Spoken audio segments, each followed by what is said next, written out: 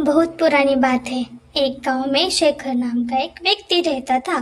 वह बड़ा मेहनती था, किंतु गांव में कोई रोजगार नहीं था। उसने सोचा कि मैं शहर चला जाता हूँ, वहाँ मुझे मेरी योग्यता अनुसार मेहनत के पैसे मिलेंगे।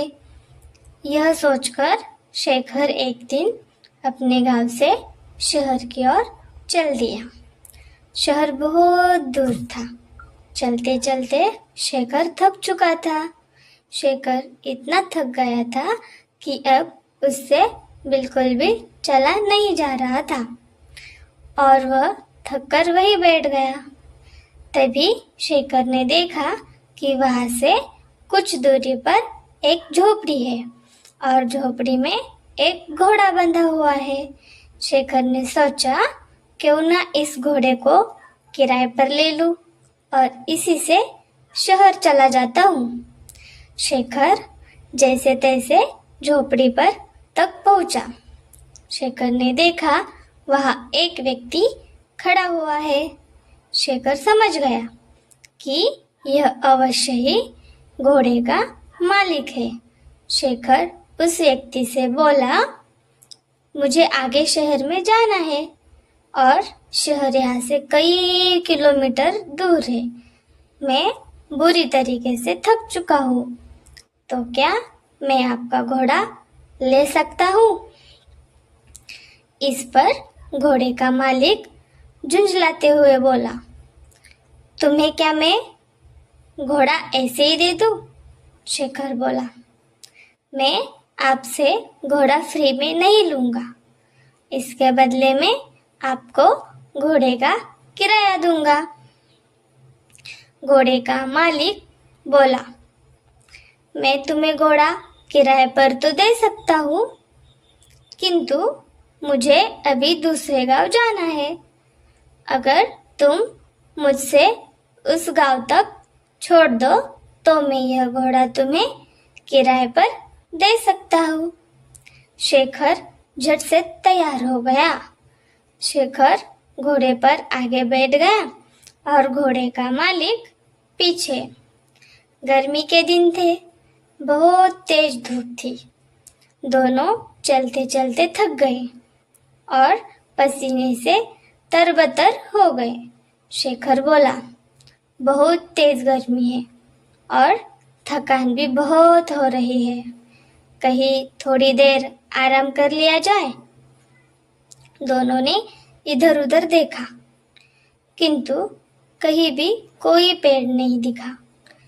तभी शेखर घोड़े से उतरा और घोड़े की ही छाव में बैठ गया।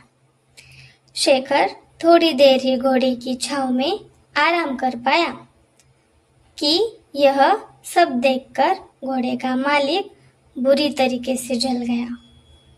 घोड़े का मालिक बोला, मैं तुम्हें किराए पर दिया है, उसकी छाया किराए पर नहीं दी। तुम हटो यहाँ से। इस छाया पर मेरा अधिकार है और मैं यहाँ आराम करूँगा। यह सुनकर शेखर बोला, महानुभाव, आप यह कैसी बात कर रहे हैं? मैंने अगर घोड़ा किराए पर लिया है तो उसकी छाया पर भी मेरा ही अधिकार है। अगर आप चाहे तो आप भी इस छाया में मेरे साथ बैठकर आराम कर सकते हैं। लेकिन घोड़े का मालिक बड़ा जिद्दी था।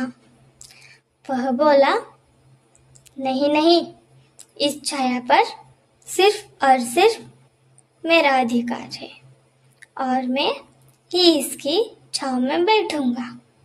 तुम हटो यहाँ से। इतनी छोटी सी बात पर दोनों में जोर जोर से बहस होने लगी और बात तू मैं से हाथापाई पर आ गई। दोनों एक दूसरे से झगड़ने लगे और एक दूसरे पर लात घुसे बरसाने लगे। सुनसान जंगल में उनके बीच बचाव करने वाला भी कोई नहीं था। दोनों की लड़ाई देखकर घोड़ा भड़क गया और वहां से भाग गया। थोड़ी देर बाद जब घोड़े के मालिक ने घोड़े को देखा तो वह कहीं दिखलाई नहीं दिया। यह देखकर घोड़े का मालिक बोला, अरे मेरा घोड़ा कहाँ चला गया? वह तो अभी नया है, उसने ठीक से घर भी नहीं देखा, पता नहीं वह कहाँ गया और अब मैं उसे कैसे ढूंढूं? तभी शेखर बोला, अच्छा हुआ, तुम जैसे लोगों के साथ ऐसा ही होना चाहिए।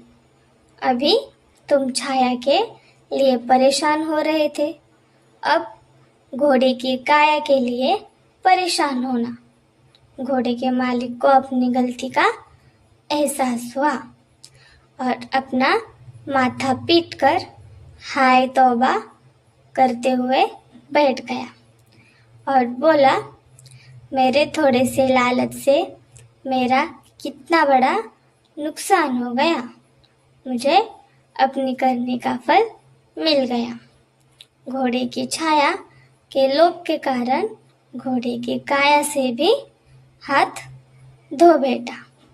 इस कहानी से हमें यह शिक्षा मिलती है कि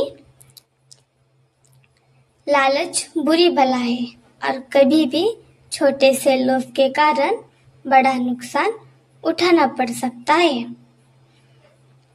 और ऐसे ही और रोमांचकारी कहानियाँ सुनने के लिए हमारे चैनल को सब्सक्राइब, लाइक और शेयर करें।